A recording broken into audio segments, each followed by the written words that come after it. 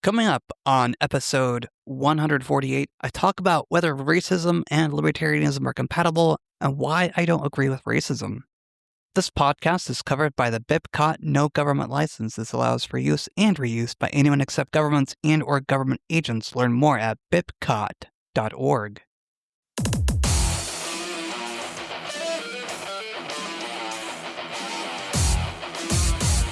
It's really nice to have a guest on my podcast that has given me different things to think about and a different way to approach the ideas of liberty and a different way to structure an ideal society. This is episode 148 of Anarcho Agenda. I'm Riley Blake. Last episode, my interview with Dennis Levitt was one that I really enjoyed. Dennis is a dear friend. I really enjoyed having him on because he gave me something different to think about. When I first came to New Hampshire, I thought the best way to live would be to have everybody live free and do what they want. It's all well and good to cooperate with your neighbor, but this has become an interesting experiment here in New Hampshire, where libertarians are calling for removing statists from a libertarian nation, removing people from a place they grew up, perhaps, because they don't believe the way I do. Now, what concerns me most about that whole approach is the way libertarians here want to go about it. I don't think casting everybody out of your society is a good look. I don't think alienating people from you immediately is a good look either.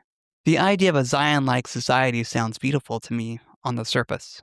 It's wonderful, where we all get along, where there's no poor, no bond, and no free, no recognition of class or anything like that.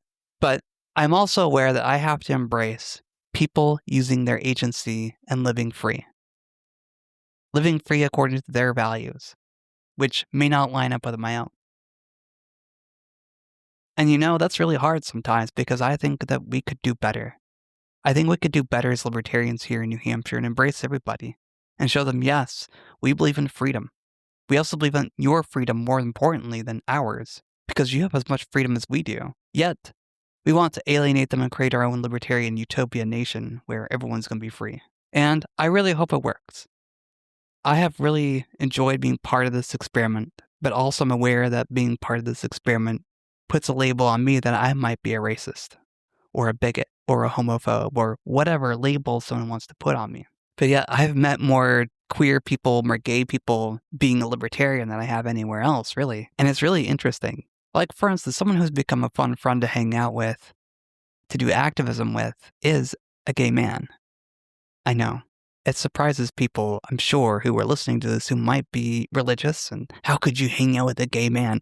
The same reason you can hang out with someone who may not agree with you. If you don't know someone's sexual preferences, why does it matter? In this digital age, your information is everywhere on the internet, ready to be used by bad actors. From your social security number to where you live, even your bank details may be out there. It is purely the mere number of others in the same camp that has protected the majority. For nearly 2 decades, ThinkPenguin.com has been developing solutions to protect your privacy. Take back your privacy by going to ThinkPenguin.com and buying Linux-based hardware and software to get back some resemblance of your digital privacy. That's ThinkPenguin.com. And this leads me to the next thing I want to talk about. Racism. It's not uncommon for people in the libertarian community to become racists. Is it compatible with libertarian thought? I'm familiar with the argument that it is compatible with libertarian thought because you have the right to associate with whom you wish. But it runs counter to individualism because individualism looks at the individual, not a group of people, not skin color, not wealth, not status. It looks at the individual. And when we don't value the individual for who they are as an individual, we alienate the world around us. I bring this up because there have been a few people here in the libertarian community in New Hampshire that have become really racist. Chris Cantwell is one of them. If you don't know Chris Cantwell, he's the guy that was dubbed the crying Nazi in Charlottesville. He's blatantly racist. He was kicked off Free Talk Live for being racist. And to me, that was a good move for Free Talk Live to do because racism has no part in a free society, in my opinion. Sure, you can be racist and associate with whom you wish, but preaching racism to everybody else and that's the way they should live is not a good look, and it doesn't bode well for people who want to alienate others based on skin color, based on anything really. Allowing people to exercise their agency, to be horrible, to be cruel, to be bigoted, is something that a libertarian like me has to step back and say, this is their right to be racist. I don't agree with it. I'm going to speak out against racism, classism, anything really, because I don't believe it's a good way to live. I don't believe it's beneficial to creating a solid society. Unless you want a society of exclusivity, of alienation, of feeling special.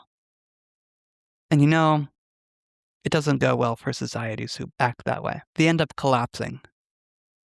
They end up becoming so hateful that the infighting gets unbearable and you have to leave.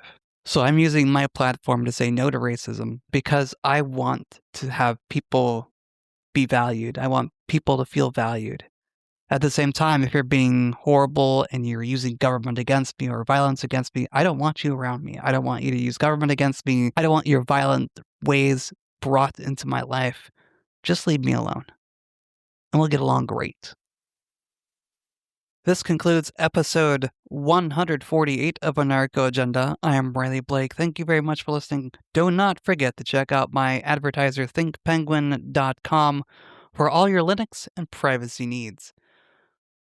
If you like the content I produce, support me on Patreon at patreon.com/crblake86. That's patreon.com/crblake86. Thank you very much for listening. Catch you next episode. Worms.